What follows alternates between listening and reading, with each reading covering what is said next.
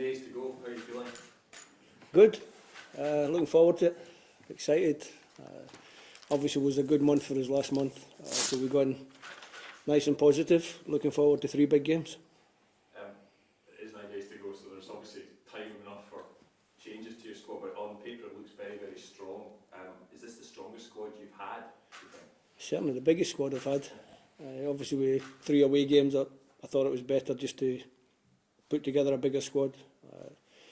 I've added a little bit more experience to the squad with the 3 boys that are coming in, and they've got a big task on their hand because the lads who played for me last month, who were in the squad last month, did a really good job. Lee Griffiths has returned to form with Celtic. Neil Lennon said he doesn't think he's fully fit yet, but what does he add to your squad? No, I think when you look at Lee over the years, he's always been a goal scorer. He's a dangerous player in the 18-yard box, the opposition's 18-yard box. I think the goal he scored against Aberdeen a couple of weeks ago in the league, it shows you what he's all about really. And sometimes you need off the bench, you need a goal, and with Lee in the squad, he could give us that option. Lawrence Shankland in the squad can give us that option. So the more options I've got, the better, and Lee's certainly one of those options. And the fact that he hasn't, I guess, scored for his country in 3 years, that won't matter from your point of view because of the talent he's got, I guess. No, I think, like I said before, it is for the boys coming into the squad. They have to step up to the mark because the lads that have been in for me have done really well. Lee hasn't scored for Scotland for a long time because he hasn't been in the squads for various reasons. He's got the chance now coming into the squad, and hopefully he can do what he does best. You mentioned the experience as well. Craig Gordon, Grant Hanley, who've been around the squad for years. Why was it easy to bring the experience back in because of the magnitude of this game? The Craig Gordon one is Craig I've always liked as a goalkeeper. I actually spoke to Craig last year when he was at Celtic about his situation and where he was, and I just felt that he was very positive about being involved with the national team again. He wanted to be involved. I think he made a big decision in the summer to leave Celtic and go and play at Hearts, back to his first club. So he's put himself out there. He's got great qualities as a goalkeeper. I think he's shown that in recent matches, but I had no doubts that he would show that anyway because he's a top goalkeeper. Grant is another one who was initially in my thoughts when I first took the job. He's had a tough time with injury. Plays week in, week out when he's fit with Norwich. He's captain of Norwich. He's got plenty of international caps, and when I checked his age, I actually got a surprise because he's only 28. You know, he's got many good years ahead of him. Hopefully he stays fit, and will be a good addition to an area of the pitch where other players have done really well recently. So again, is a big challenge for Grant to come into the squad and show us what he can do. Over your long career as a player and as a coach, is this the most important game you've been involved in? I never like to put anything in the compartment of I'm fortunate that as a player, a coach and a manager I've been involved in some really big games. This is certainly a big game and one that we look forward to. Steve, in terms of Lee, is he a player that doesn't have to be absolutely 100% to be effective? He's just got that natural predatory sort of instincts that they work, even if he's a wee bit off his feet?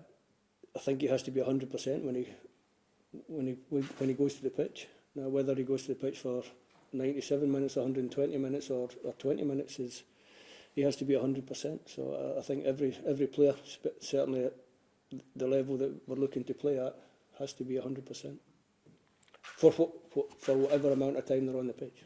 Steve, did you speak personally to Lee Griffiths and or Neil Lennon? No, just make the selection, and I look forward to meeting up with Lee next week. Did you have any, given what happened in the last group of matches with the COVID issues, did you have to persuade any clubs or any players to come? No. No? And have you tightened up? Obviously you'll say you've been adhering to the protocols to the letter, but have you put any additional measures in, just given the importance of the game and the general situation? I'm not sure we could tighten up any more than we did. We had an outbreak, or one player had COVID, tested positive for COVID in the last camp, probably because of the incubation period brought it into the camp. The player was immediately isolated, The two players that had been in close contact were immediately isolated, and no one else in the camp went down with COVID. So I think the protocols and the way the doctor dealt with the situation was 100% correct. One of your easiest decisions, Steve, maybe keeping Andy Considine in? Yeah, I think so. When you look at his two performances, it certainly would have been very, very harsh for me to leave him out. Came in, waited a long time for his chance, Andy, and did very well for his last month. And is an area that a few months ago maybe looked a little bit weak, and suddenly it looks a little bit stronger now, which is great. Maybe sick to the back teeth of hearing about the weight that goes on for a major final, but I mean, this is a means to the nation, isn't it? How important would it be for you to deliver that to a nation of Scottish fans who have been waiting for this for over 2 decades? Not important to me personally, but obviously very, very important that as a group, everyone together, we try and deliver what the Tartan Army want, which is to be in the final of a major tournament again after a long, long wait, and that's what we're going to try and deliver. And on the back of that, we've then got 2 really important games where we can clinch, win the League B section, which would get us promotion into the A group, which would be great for the country, would be great for the coefficient, and would help us in future qualifying campaigns. When you look down the list of the squad that you've fixed, are you relaxed in the sense that you have enough talent there that can deliver the win in Serbia? Yeah, I think so. I think when you look at the way the team played last month, or the way the squad played last month, because I used a lot of the players. I mean, almost everyone got minutes on the pitch, so it'll be the same again this time. Three difficult away games. Actually picking the squad was quite easy because very loyal to the ones that have done well for us, and adding 3 good experienced players to the squad makes sense. The hardest part will be picking 11 to start the game, and maybe leaving 1 or 2 to sit in the stand for some of the games. So the hard part's still to come, but big squad, talented squad, and hopefully the squad that can deliver. What do you think of Serbia? There was a lot of people that expected Norway to pull the result in the semi-final.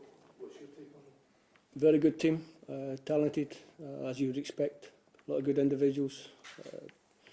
Play a certain way that suits the players, the personnel that they've got.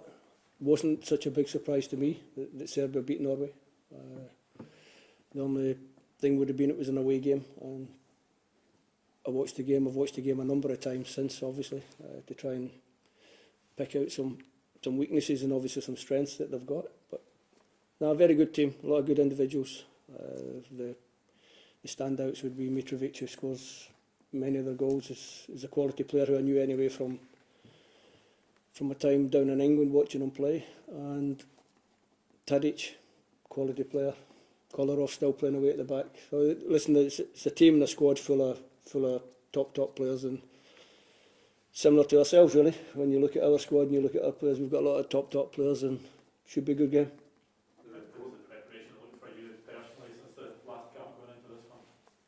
Yeah, it's been good. Took me the usual 3 or 4 days to come down, get myself back to normal, and then just studying the opposition, getting ready for the games coming up, and good preparation.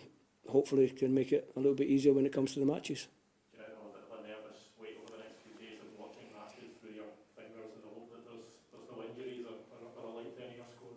I've been doing that anyway because I've had most of the squad in my mind since the last camp anyway. So you always tend to watch and hope that nobody picks up a knock or an injury.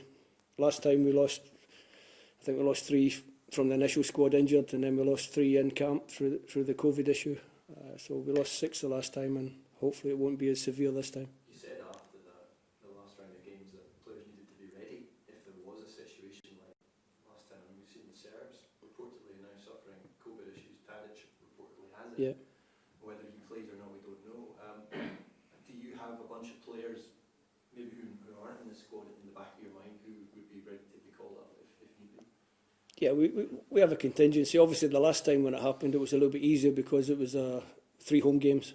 It wasn't so difficult to bring the lads in. So the likes of bringing in Ross McCrory up from the under-21s, Paul Hanley coming in from Hibs, and Paul McGinn coming in from Hibs was a little bit easier. It's going to be a little bit more complicated this time because we're away from home, and it's not so easy to get the travel. But we will have a group of players who primed and hopefully ready to join us if it's possible, if we need them.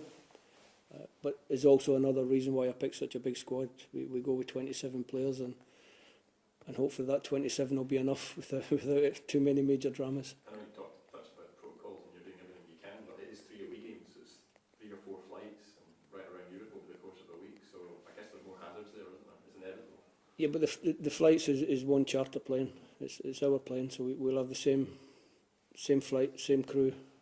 Everything will be similar. We'll get tested in the countries as and when we go. So we will do everything in our powers to make sure that there's no COVID issues. But it's a global pandemic. It's a disease that's easily spread, and you can see it's turning up everywhere. Fingers crossed it doesn't turn up in our camp. You mentioned 21s. Obviously, you've had players from that squad in your squad recently. They've got 2 huge games coming up as well. If they were to qualify and I guess emulate what you're hoping to achieve, it would be a double boost, I guess, wouldn't it? Yeah, it would be good. Like, we've had young Robbie McCulloch was up, trained with us, did well. Obviously drops out of this one, goes back into the 21s. Ross McCrory came up, trained well. And the one that's maybe a little bit unfortunate not to be coming with us immediately is Ryan Porteous, who's been in the last 2 camps, trained well with us.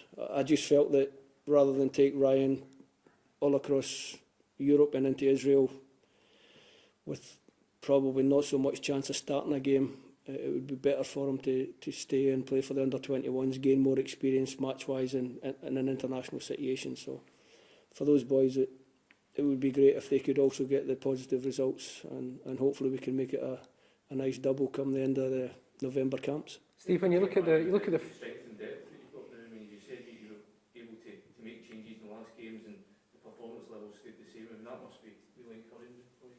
Yeah, I think it's good. It's a measure of the quality of the player that we're bringing in. It's also a measure of the fact that they're understanding their roles within the team, what they have to do. So when we do the training, we don't do a lot of physical training now. We do a lot of walkthroughs and tactical work in the classroom, if you like. But it shows that the players are taken on board, so that when they do go to the pitch, they understand exactly what their role is and what's expected of them. And if we can continue in that vein of form, then we should have more positive results than negatives. So hopefully we can continue that. Steve, you mentioned a good run of results. Scotland on a nice unbeaten run. Serbia's, if you look back, I think they've won 1 in their last 5. Does that momentum give Scotland a wee edge, do you think? I think Serbia would say that they won the one they had to win, which tells you that they're a good team. Maybe they had their mind on that game over the recent run of matches. We've had a decent run of games, decent results, and we look to continue that unbeaten run a little bit longer. If we can do that, then it should be a good month for us. For the players that have named, Steve, I mean, for that chance to end that way, where would that rank in the players' careers? You know, because it's a huge chance to create history for the country. Yeah, I think I mentioned that the last time before the Israel game. Is a chance. It's not a big bit of history, but it's a small chapter in the history of Scottish football, and these players have a chance to put themselves into that history book. So great incentive. I think they've shown in recent matches that they want to be part of the national setup. They want to do well for their country. You saw the game, the commitment here at Hampden last month. Every game, 100% commitment from first minute to last minute. The players are desperate to deliver, as we all are, and hopefully they can deliver next month, or this month. You'll be practising penalties, Steve, and I know you. I've been practising, I'm rubbish at penalties. Well, you never know. And would your nerves stand it? No, yeah, listen, the nerves stood up to it the last time. I'm sure they will stand up to it again. We'll follow the same routine that we did in the last camp. There's no way you can replicate the pressure of the situation when you actually get there. The boys held their nerve the last time, and that would certainly give you hope that if it does go to penalties, which hopefully it won't, hopefully we get the result in 90 minutes. But if it does go to penalties, then we'll be prepared. We'll be as prepared as we can be.